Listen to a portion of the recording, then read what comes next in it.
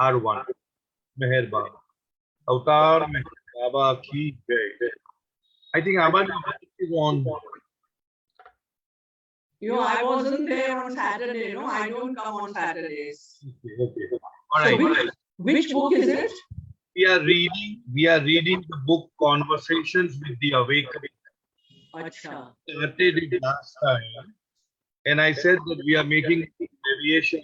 All these last maybe 50, 35 years, we only reading Baba's books.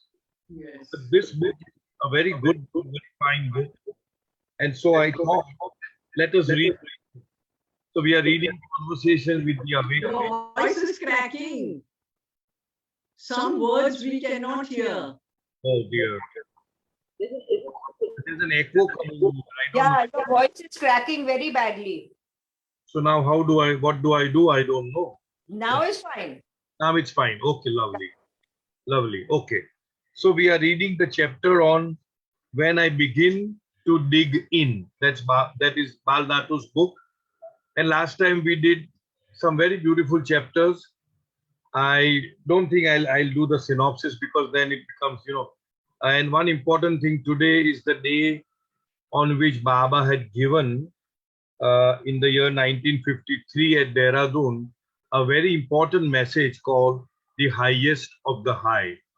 So if you get time and if you have the literature, you can just go through it and remember how Baba is trying to establish that he is either an ordinary man like you and I, or he is the highest of the high.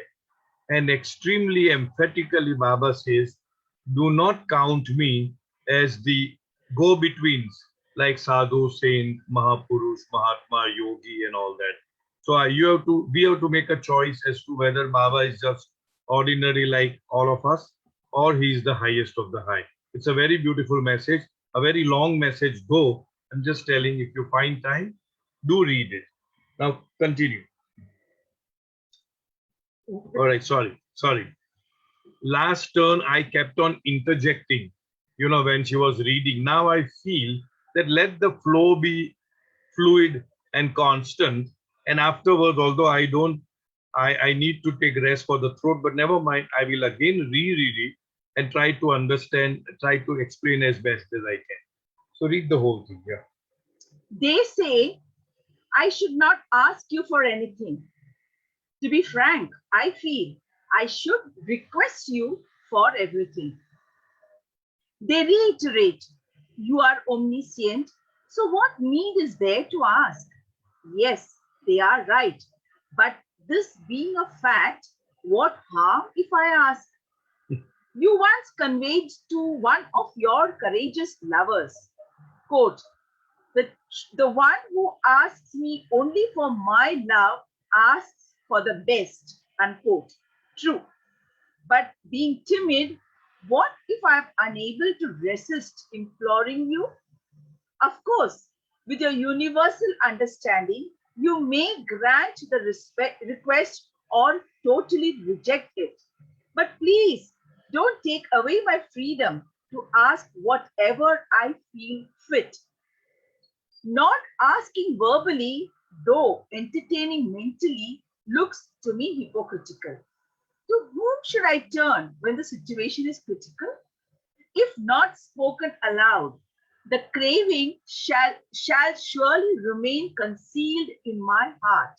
So why don't you permit me to put my cards on your table, the list and the chart? Do words matter more to you only when expressed and less when suppressed? You know what a clod I am. So why should I feel ashamed to ask and feel depressed? Of course, this way I won't be like a pearl in your necklace, but your treading upon me as useless dust will not be the less. You are indeed the divine beloved for a brave lover. To me, a novice, you are a matchless forgiver. So I thought it would run well if the whole, I would call it a poem rather than anything else, would run through. Now here what is being brought about is that the author, Bal Natu, confesses that I am meek, I am timid, I am weak. So what? Something like, so what? And why should you deprive me of imploring you to ask for your help when I am in a certain critical situation? That's what the whole story is all about. So I would like to read it again, and then maybe if I can explain a little bit. They say, I should not ask you for anything. To be frank, I feel I should request you for everything. Now, this question of asking or not asking, see, again, it's a coincidence that today is the day in 1953 when Baba talks about the highest of the high. And, and he very categorically said that if you are asking me for anything, it means that I do not know what you need. And if I do not know what you need, that means I am not the avatar. I am an ordinary person. And if I am an ordinary person, what good would it do to you by asking another ordinary person? So it's a coincidence that we are reading the same thought right now, what was expressed in 1953. Now, this has been going around in circles. Erach may have a different view, money may have a different view. So there is one view which says, why do you need to ask the Lord? He knows your needs. He will give it to you at the right time, in the right way, and whatever, in the right quantity. There's no need to ask. There's another thought which says, if I don't ask you, who else would I ask? There's nobody besides Baba for us. So why should I not ask? He's our father. I am like his son and daughter. Why would I not ask? So there's this jugalbandi, as so to speak, going on. Then there is a thought which says, that you say, ye hai hamari arzi, aage tumhari marzi. So this is my arzi, this is my request. It's up to you to give or not to give. If you give, that means okay, you're given. If you don't give, again, it is okay. It's not that I don't deserve. It's just that you don't feel it right for you to give me at this particular point in time. So I am resigned to your will. These are the two main thought processes concurrently running.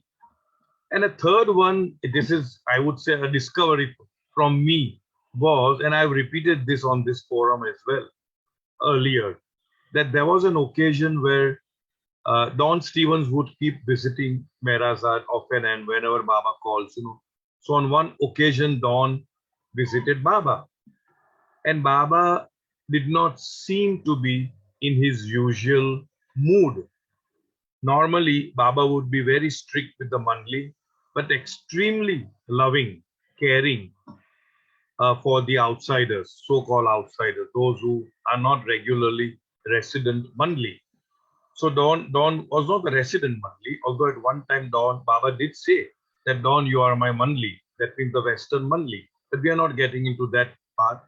So Don was a little perplexed as why is it that this time Baba is not showing his usual love, care, courtesy, inquiries and all that. He was a little disturbed. Don was a little disturbed.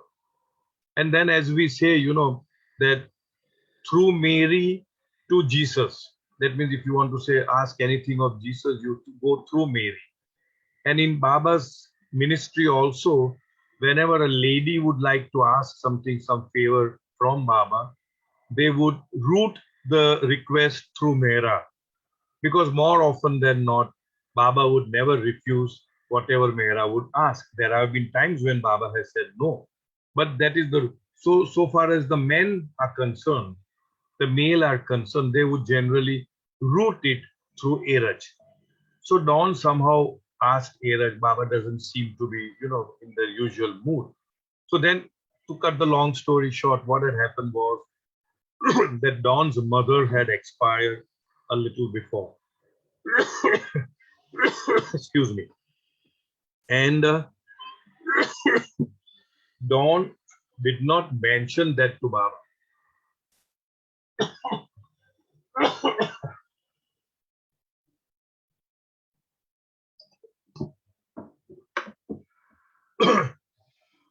And that is why Baba was upset. So don't try to convey to Baba, but Baba, you know everything. That is where this very important direction, I would say for all of us, came about. Baba said, I know everything, but it is your duty to tell me. It is your duty to tell me everything. So Dawn learned, inform me everything. So Dawn learned a lesson here. And then Don Stevens said, and we are a witness to it because he said it in front of us, as we say, right from the horse's mouth, saying that ever since that day, I would at the end of the day stand before Baba's picture. Obviously, that is not just a picture. He would feel that Baba is there and inform Baba everything that happened during the course of the day. And this practice continued even after Baba dropped his body and perhaps till dawn passed over. So I thought, this is my thinking, that it's a very good practice. We are not asking Baba, we are not asking any favor. We are simply informing him what is happening in our life. I think it's a very good thought. We are simply informing him what is happening in our life. Now it is up to Baba to take it up and do something about it or just let it pass. At least we have brought it to his ears. And whether to take on from there or not, it is Baba's business. So that is it. So now, let me continue. They reiterate. People reiterate. People say, you are omniscient. So what need is there to ask? Omniscient means all-knowing. When God is all-knowing, what is there to ask? And Bal Natu ji says, yes, they are right. But this being a fact, what harm if I ask? I mean, although you know everything, what is the harm if I ask? You once conveyed to me, you once conveyed to one of your courageous lovers, the one who asks me only for my love, ask for the best. And Baba has been saying this, that if you want to ask anything, you ask for my love. And he says, true, but being timid, what if I am unable to resist imploring you? So he's coming across as a timid, meek, weak personality. And he tells Baba, sorry, but I can't help it. There's no other way but for asking, and you will have to bear with me. Of course, with your universal understanding, you may grant the request or totally reject it. So that is what Mani would say, Baba's sister Mani would say. Okay, what is the harm in asking? You ask. But do not do, and if he wants to give, he gives. But if he does not give, then be resigned to that you can say outcome, or to that wisdom of Baba in not giving you. But don't keep on asking. At one other place, Baba had said, Bina mange, or without asking, if the master gives you something, it is like nectar. If you ask and the master gives, it is like water. If you ask and ask and ask, means in other words, you keep on pestering the master to give you something, then it is like poison. At some other place it was written, it is like blood. So it is a good chapter in the sense we must know what is our relationship with Baba and where do you want to stand. You want to ask, you don't want to ask, or you want to do as Baba said, inform me. For me, that seems to be a very balanced way of having a relationship with Baba, of simply informing him what one is going through in life. Of course, with your universal understanding, you may grant the request or totally reject it. But please, don't take away my freedom to ask whatever I feel fit. In other words, he's telling Baba, don't take away my freedom. Allow me to ask. Then it is up to you to give or to reject. Not asking verbally, though entertaining mentally, looks to me hypocritical. Many of us may not openly ask, but we wish in our hearts that Baba would do this for me, or Baba would grant this boon to me, and all that. So the author says that you are not asking openly, but you are harboring that feeling in your heart and nurturing it, nursing it. That to him is hypocritical. To whom should I turn when the situation is critical? That means when there is situation is critical, whom do we ask? If not spoken aloud, the craving shall surely remain concealed in my heart. I'm not openly asking you for whatever I want to have, favors, but it will remain concealed in my heart. So why don't you permit me to put my cards on your table, the list and the chart? That means why don't you permit me, why don't you give me the freedom to put everything that is in my heart on your table, across the table, and see this is what it is. Be very open, be very frank about it. Do words matter more to you only when expressed and less when suppressed? You know what a clod I am. Clod would mean you're, what is it? You written something. Lump of stupid. Stupid, very stupid. We call it, a lump of something, that kind of thing. You know what a clod I am. So why should I feel ashamed to ask and feel depressed? If what Bal Natu is saying is, if I do not ask, I will feel depressed. So what is the harm if you allow me to ask? Of course, this way I won't be like a pearl in your necklace. Which means I won't be a hero that I have never asked any favors in my life from Baba and all. I will not be that. This way, I won't be a pearl in your necklace. But your treading upon me as useless dust will not be the less. That means since I have become yours and you have become mine, I will be honest to myself and to you by being what I actually and really am, rather than portray myself to be a very brave warrior. So he said, I know I will not be as a pearl in your necklace, but so what? Even if I am the lowest, and if you trample upon me, it doesn't make me any less, because I am benefited of your feet trampling upon me. You are indeed the divine beloved. For a brave lover, so he says, for a brave lover, you are a divine beloved. To me, a novice, he considers himself a novice. To me, a novice, you are the matchless forgiver. So here he is triggering, I would look at it that way. He is triggering the aspect of mercy, the aspect of forgiveness, the aspect of accepting him as he is. I'm not brave, I'm very timid, I am weak, this is what I am. But I also know that you are the matchless forgiver. So whatever I may be or whatever I may do, I know for sure that you will forgive me. So that was the fine. Anything to ask, share, tell? All right. So we go ahead. My friend, the tree. I like that big, lonely tree by the foothill. At its back rose a steep incline, and no one ever tried to reach the top that way. So it became a quiet spot for me to spend my time in your loving remembrance. Some days I used to sit there at sunrise, bathing in the glory of the morning. These were exhilarating times for me when my spirit laughed and my body relaxed.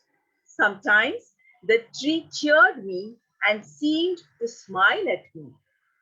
As our acquaintance grew, this friend of mine opened up and silently conveyed to me some of the basic truths of life. Through its roots, which stretched far and wide, it revealed to me the art of balance and centering. Through its trunk, the quality of remaining firm in spite of changing seasons. through the numberless leaves with their tender stems, exquisitely dancing with no resistance to the breezes, I beheld the elegance of your will. Whenever I visited the tree, I sensed it welcoming me, and when I departed, extending a fond farewell. I was thankful to you, who are the tree of life, for giving me this friend. I think because it will be too big then to.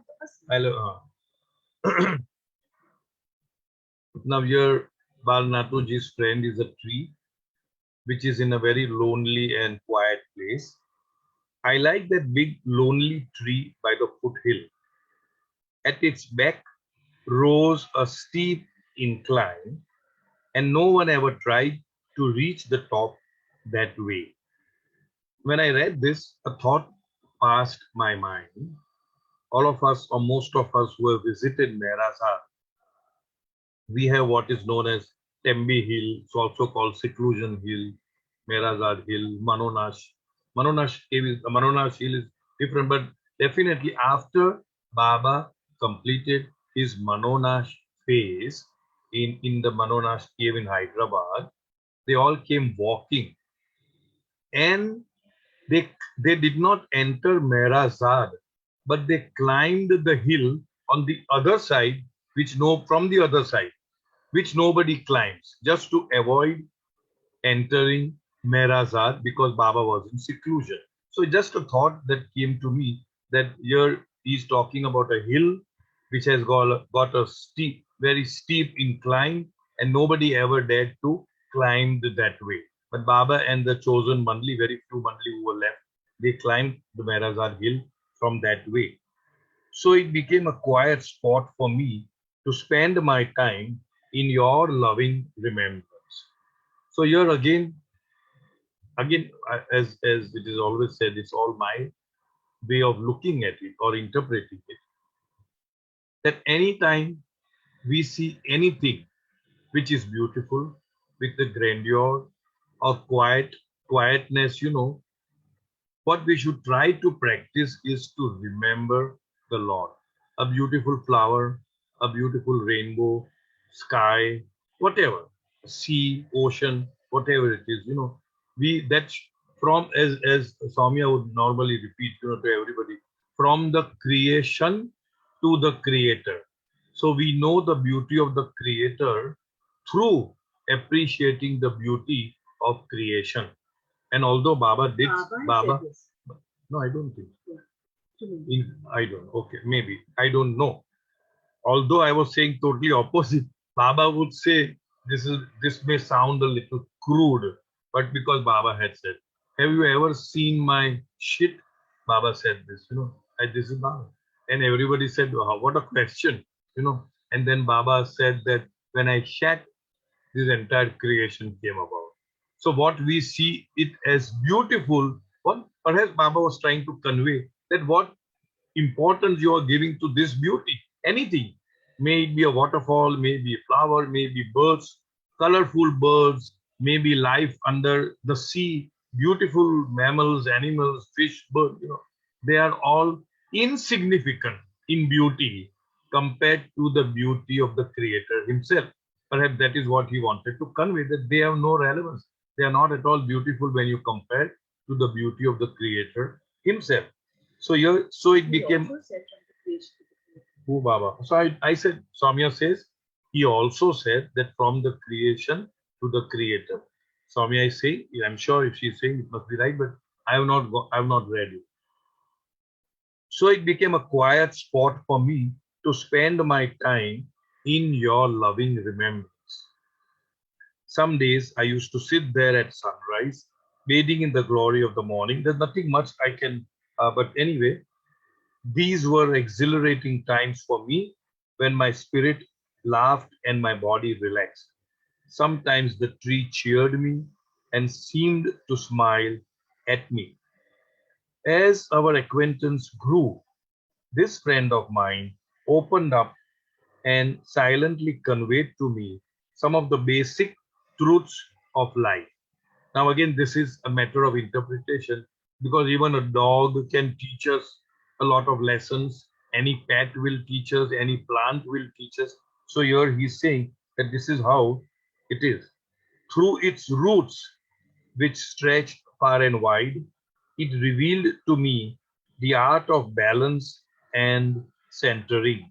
In other words, this is just a short note which I had written, that one has to have a balance between, in a sense, Maya and reality.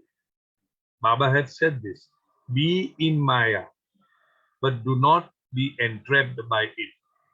Many times Baba says, enjoy everything, but do not worry. Do not be attached to anything. So that kind of a balance we need to have, because we cannot altogether be out of illusion, out of Maya. The only thing that we can do and which is doable is not to be entrapped, not to be enchanted, not to be attached, not to be so, so sucked into Maya that we cannot come out of it. In other words, that balance is required between illusion and reality. Baba had said, even the thought that you are in the world but not of it would go a long way in creating, these are not Baba's words, in creating detachment towards all things of the world.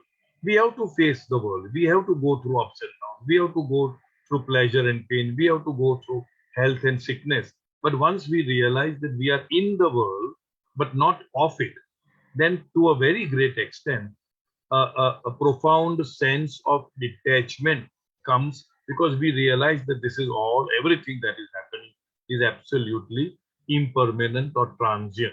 It's temporary. It is there today. Tomorrow it may go away. So that is the okay. Through its roots, which stretch far and wide, it revealed to me the art of balance and centering. That's where you need to balance. Through its trunk, the quality of remaining firm in spite of changing seasons. Here I had just made a note that one has to be firm in principles. There are certain principles in our life where you have to be firm.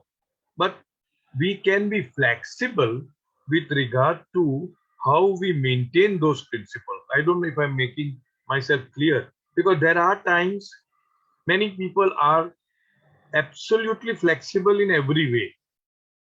So they have no principle. They can be, I'm using a very strong word, seduced, let's say, into anything and everything. They can be enrolled into anything and everything. They don't have principles. On the other hand, there are people who are so principled that even a little here and there, and they would say, no, get lost, I don't care. So one needs to be firm in principles and at the same time free flowing with regard to certain other areas of our life, because we cannot always be firm in all areas of our life. Like it is said, that a tree, when the breeze comes, when the storm comes, the tree that was unbending, very stoic, very strong, very straight, fell down because they could not bend. Whereas the trees that would bend and sway, with the wind, it bent and then again came up. Once the breeze went away, once the storm subsided, the tree again came up. So we need to have that kind of a balance. So here it says, taught me the art of balance of, oh, that is over. The quality of remaining firm in spite of changing seasons. There is a saying, that you cannot control the wind and the currents when you are sailing. For those who are sailing or going in the boats, you cannot control the currents and the winds, but you can always adjust your sail. Sail means that whatever you call it, sail, it's called a sail. You can always adjust your sail in a manner where it will take you where you want to go. So that is how one has to be there. One has to learn the art of diplomacy, the art of bending where it needs to, the art of being firm where we need to be firm. The quality of remaining firm in spite of changing seasons, through the numberless leaves with their tender stem, exquisitely dancing with no resistance to the breeze, I beheld the elegance of your will. The leaves just flow with the will of the Lord. Now we've done that again. I don't want to repeat that. What is the will? What is God's will? God's will is the law. We have done that. My will is law, my wish governs the law, and my love sustains the universe. These are Baba's words. So once we understand the why are the trees, why are the leaves floating like this? It is because of God's will. And here, what does the God will? It's the breeze. So when the breeze blows, the leaves will shiver, isn't it? When once we understand what is the meaning of God's will, then by and large, all our issues get more or less settled, because we know that everything that happens to us is happening according to God's will, is equal to happening according to the law of karma, is equal to the fruits of what seeds we have sown in the past, period. So there's no question of blame game, there's no question of brooding, crying, weeping, wailing, and all that. All right. Whenever I visited the tree, I sensed it welcoming me, and when I departed, extending a fond farewell. I was thankful to you. Now here again, the tree is there, but Bal Natu ji is saying to Baba, I am thankful to you, who are the tree of life, for giving me this friend. In other words, here is the attitude of gratitude, which we must always have towards everything that we have in life, because it is only through what he calls the tree, only through the tree of life, which is Baba, that we get everything that we get. So again, here again, I keep repeating this, it's my interpretation. We need to cultivate the attitude of gratitude for whatever we are in life and whatever we have in life, because it has all come through the grace of that tree of life, which is Baba himself. Then there came a day, it was in winter, when I had an unpleasant parting with a group of my friends after a heated debate about some trifling subject. They supported their arguments by quoting various authorities whose authority I was unwilling to accept. They accused me of being proud. I accused them of being gullible. We parted in a state bordering on animosity. I must admit that I lost my temper, and in my heart, this hurt me more than anything.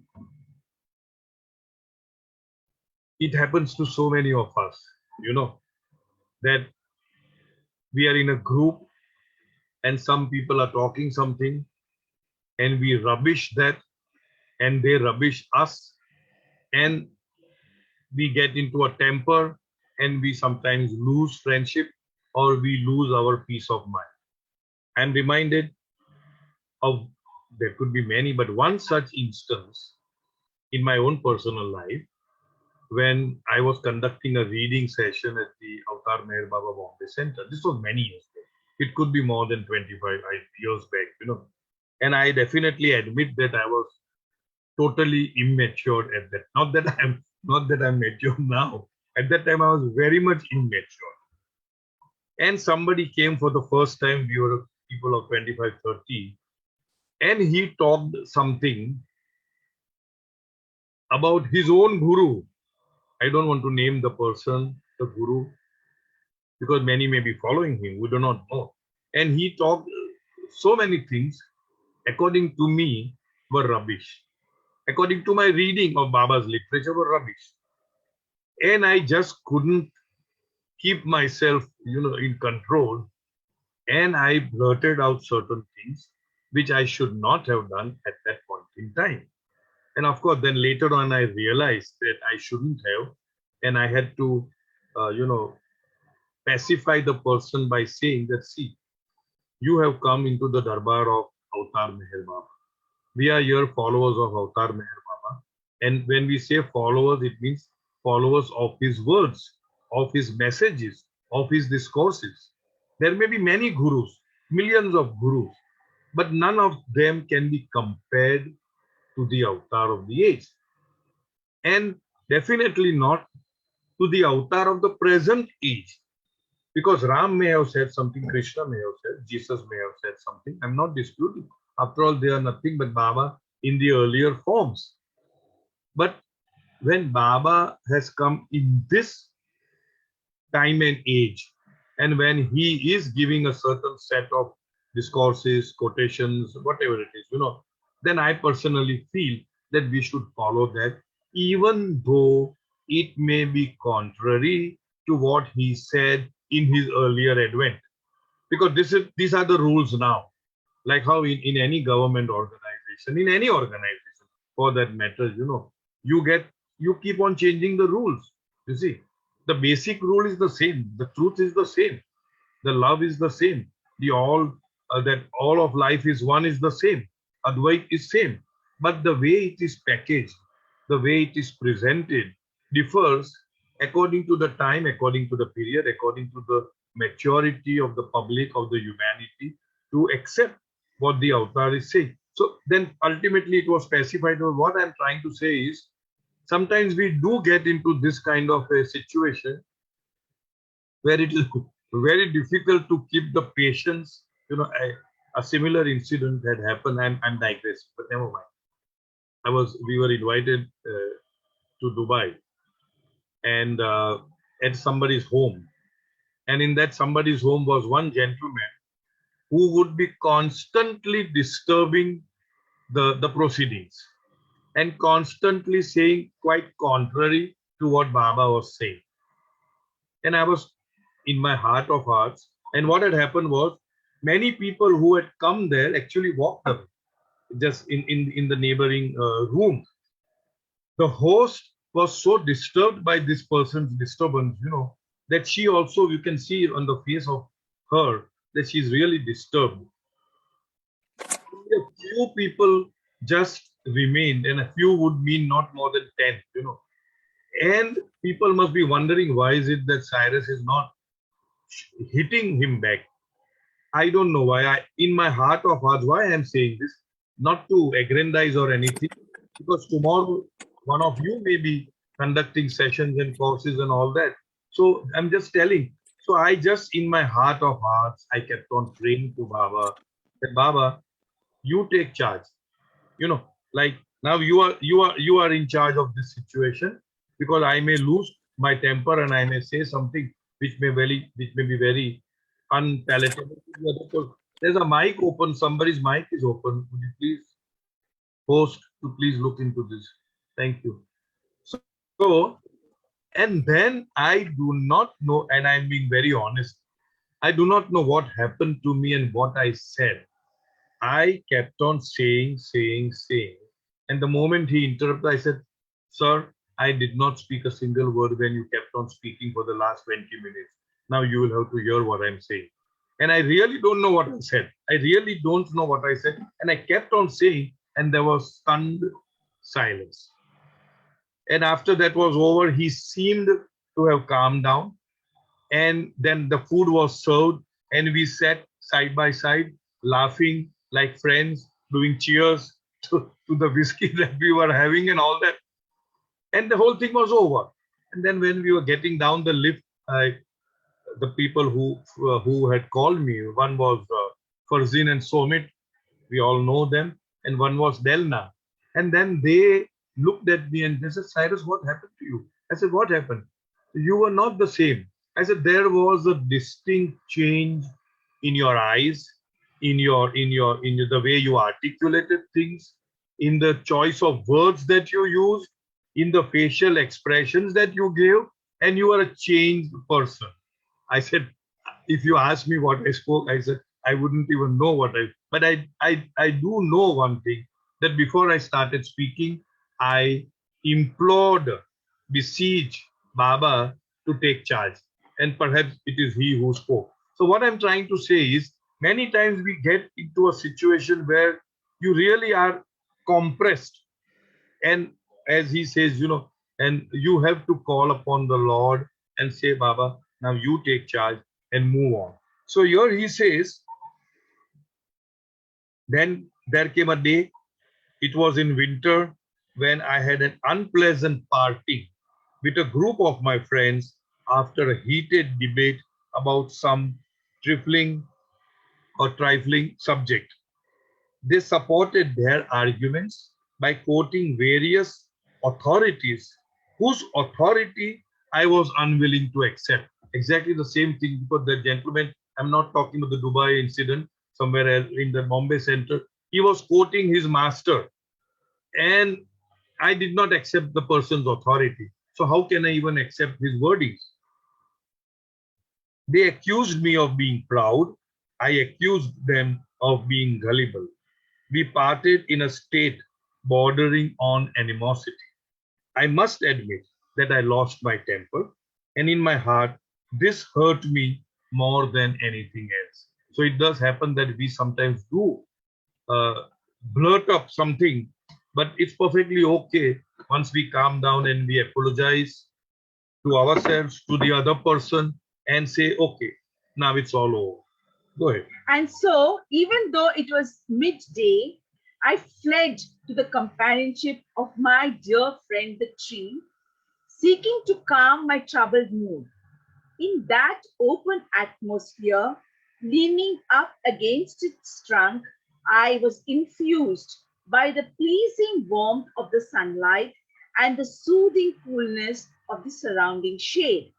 A perfect blending of warmth and coolness, I said to myself. The expanse of blue sky and the delightful breezes gently eased my brain fever, and I felt at peace. Absorbed as I was in the beauty of your compassion, I gazed up at the shimmering leaves, which were engaged in a melodious symphony of sound and movement. I marveled at what I saw. Each leaf swayed independently to greet and then part from its neighbor with perfect dignity and delight. The rays of the sun danced upon them, and through its glow, I saw you descending to the ground just before me. My joy knew no bounds. You are here, you are here, I cried, impatient to pour out my heart to you. But you said to me, at present, I have no time to listen to anything. Then why have you come? I asked. To tell you very briefly something that you need to know. Think well about what I say, but don't accept it until it becomes an integral part of your consciousness. Why are you so philosophical today? For me, there is no such thing as philosophical or mundane, logical or illogical. These things are all relative. Life must pass through these various designs in order to drown itself in me. Okay, I said, if you are in a hurry, I'm all yours. You smiled at me. Don't be upset by the opinions of others and don't expect others to accept your views. Don't be influenced by the words of scholars. Let your own humble response spring from my silent, loving presence within you. This will unfold to you the way to reach me. Then you will not be annoyed by anything and you will not lose your temper. I was eager to hear more from you, but with another melodious rustle, you were merged once more in the dancing leaves. All right. So you're sorry? Sorry? Yeah. So now he was upset and he is appreciating. Here there is a word which I wanted to about compassion. See, now he goes to the tree to feel a little sense of respite and coolness. And here what is it? Absorbed as I was in the beauty of your compassion. I gazed up at the shimmering leaves. In other words, only when somebody has constant companionship of the Lord, of Baba, can you use such words as, compassion, as gratitude, as thanking him. Because as I've said earlier, there's no mention of the word Baba, Mer Baba in this book, but we all know he's referring to Baba. And he is, in spite of all this, he is praising the compassion of the Lord. And then when he looks up, he sees Baba coming through the leaves. Now here, he says, my joy knew no bounds. You are here, I cried, impatient to pour out my heart to you. Many times it happens that when you are, when you want to say something, you become so impatient that the moment you see somebody, you want to blurt out, or you, what we call as vomit out all that is inside. Now this is very personal and a joke, but it's a reality. So I would tell Soumya, the moment I open the door, when I'm out and when I come back, she would keep speaking something or the other which has happened, And I would say, "Baba, at least let me sit down and remove my shoes and socks or change." But she would say this. But then I told her the other day that you are no match as compared to my mother. Because my mummy, we used to stay in a colony, and the building was such, that you can see long distance, And she would be waiting at the balcony. And when she sees me very far, I can hardly hear her, She would clap and then she would do like this, rush, fast, and she would start blurting out. I said, okay.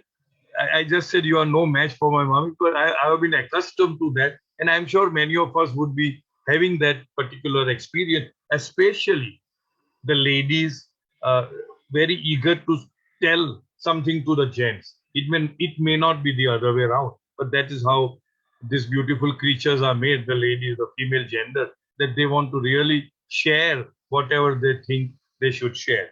So here it says, he was impatient to pour out my heart to you. But you said to me, at present, I have no time to listen. Now, this is again Baba's game, that when you want something, he would say, no, not now, later. And when you are settled, then he will again come back. So that pull and push, last time we did that, that nas and niyaz. So that kind of thing happens. Then why have you come? He's asking Baba, why have you come? To tell you very briefly something that you need to know. Think well about what I say, but don't accept it until it becomes an integral part of your consciousness. Now, this is the beauty of Baba, and Baba always impresses that, because sometimes, he would ask the centers to take advices from Adi Senior or ARH or something, how to run the center, how to do this. And Baba would say that take their advice, but ultimately you do what your heart tells you to do. So it's like that. So even for himself, Baba is saying, don't just listen. And Baba says over here, think well about what I say. Think well means try, we call mulling it, but don't accept it until it becomes an integral part of your consciousness. Once you are convinced that what I'm saying is acceptable to you, then you start accepting what I've said. Why are you so philosophical today? The author is asking Baba. I'm saying Baba because we know it's Baba, And Baba says, for me, there is no such thing as philosophical or mundane, logical or illogical. A similar instance happened, something about philosophy. And Baba's one-liner for philosophy was, simple things made complicated is philosophy. At some other place, he had written, simple things made difficult is philosophy. So according to Baba, philosophy is nothing but simple things, but made very difficult. So Baba said there's nothing like philosophical, mundane, logical, illogical. These things are all relative. It has no absolute value. They are relative. Life must pass through these various designs in order to drown itself in me. That means we have to go through the ups and downs in order to finally renounce, relinquish, let go everything and drown, and then finally drown in Baba. Okay, I said, if you are in a hurry, I am all ears. My ears are open. You smiled at me. Don't be upset by the opinions of others, and don't expect others to accept your views. Such a profound advice. If you know, you're, like it's many of us, we get upset when our views are not accepted by the others. Many of us also get upset, when your Baba is saying by the opinions of others. See, each one of us have opinions about the other. And these opinions are based on our own subjective evaluation and judgment of the other. And our own evaluation is very limited and based on our experience with that other. That other may be a full human being, but if his experience with me is so limited, which may not be very good, but I will brand him, branding is bad person. So here Baba says, okay, do not be upset about the opinions of others, and do not expect others to accept your views. Many times, this I've just written down certain things, it says, if others are having trouble with you, it is none of your business. That is our business. It is their trouble. Let them be troubled.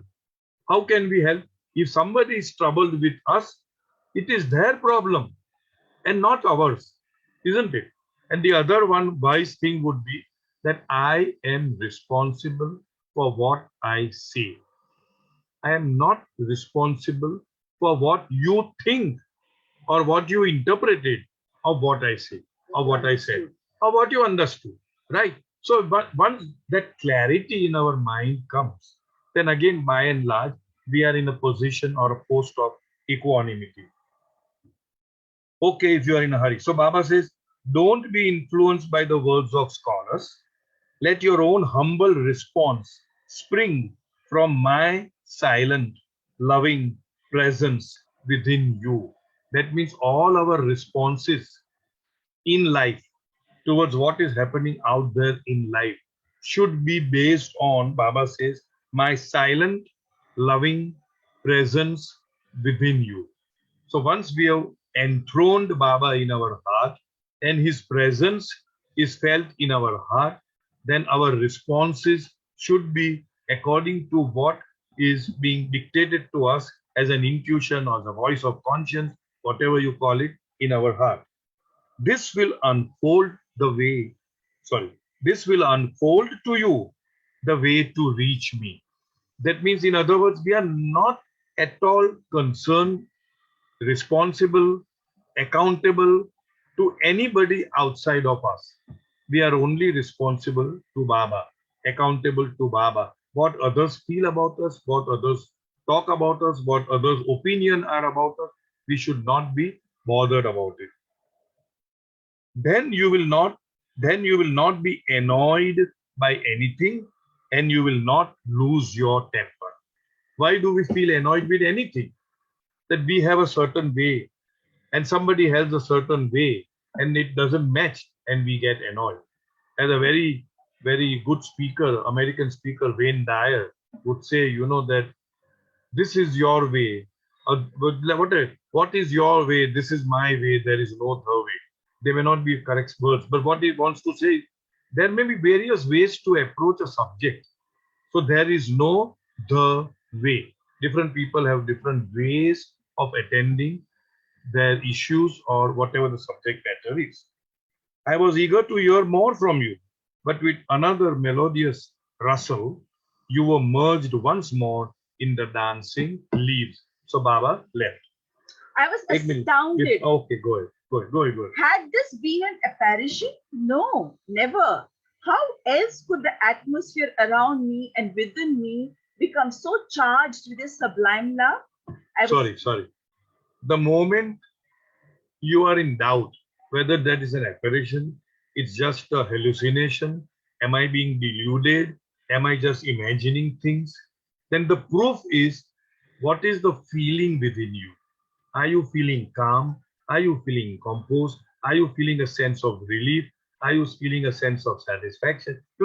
That calmness, that sublime love. When you feel, then you know that this is for sure a correct thing.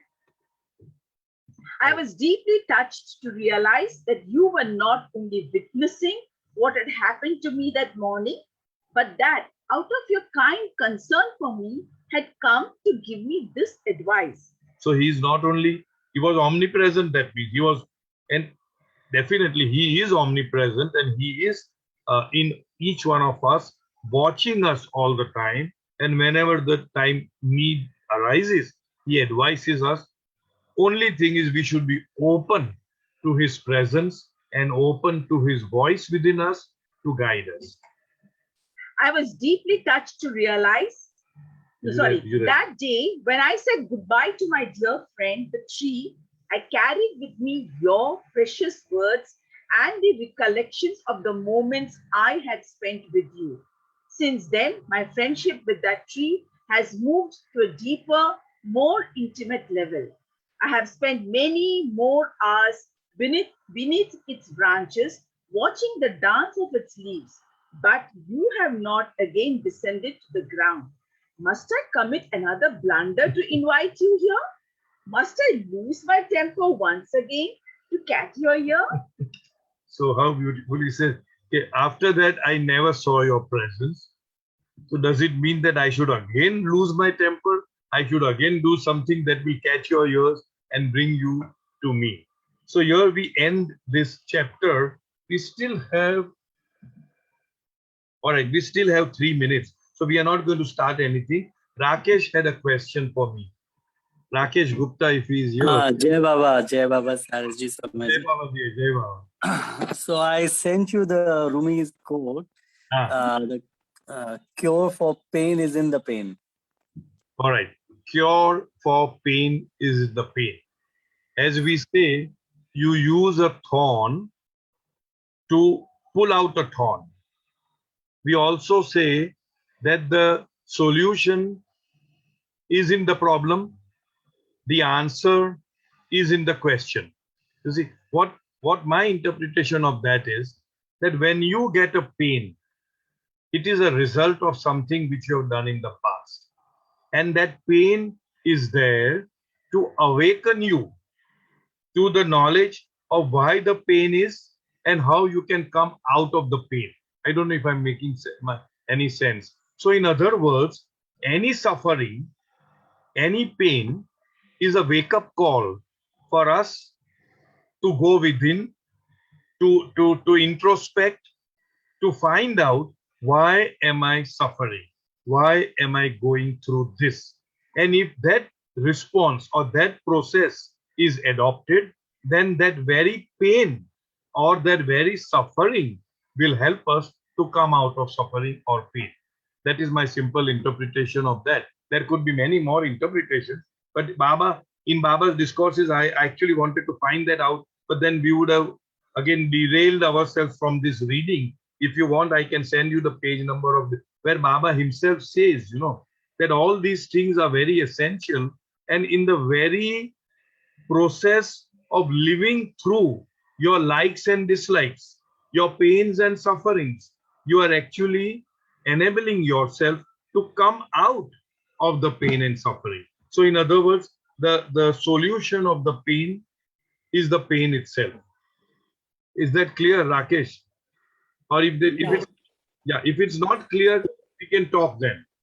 But every time Rakesh, it is clear. I thought of great. Because when he asked me this question, I said it's pain to explain you about it. It is. So it's like that. We all go through this, and once we understand that anything that we go through is nothing but the result, the fruits, the harvest of the sowing season, then the point of the eternal now, as we say, is, are you going to be reactive and make a chavi, and wind your alarm with more pain by being reactive, or are you going to be responsive and creative and do something about it so that you don't have to face that again. That's the whole trick. That's the whole game of life. All right. Could it, Thank you. okay. All right. Anybody has any No, question? he's saying something. No. I just wanted to say that we could also use the pain to a more logical conclusion or the end. Like they say, the suffering leads you to God. So we could use pain for, as a stepping stone to get closer to God. Exactly. But that's what I'm saying. So that is, you answered your question. That is the reason why we suffer. The only reason why we suffer is the awakening call. As Baba says, if you are dreaming and it's a beautiful dream, you don't awaken. But all of a sudden a tiger comes in your dream, you awaken. So tiger is the awakening factor, which is suffering, which is something which we do not like to face. Okay then. Yeah. Thanks a lot. Thank you everyone. Thank you. Thank you, Baba. Avatar Meher Baba. Baba ki jai. Jai Baba. Jai Baba. Thank you. Jai Baba. Jai Baba.